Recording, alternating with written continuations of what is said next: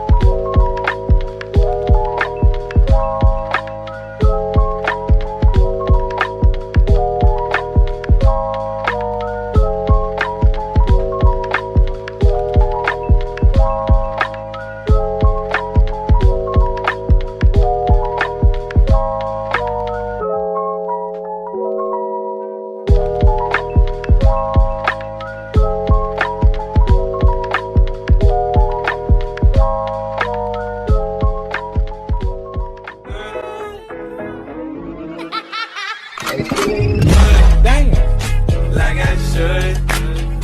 When in dark, I walk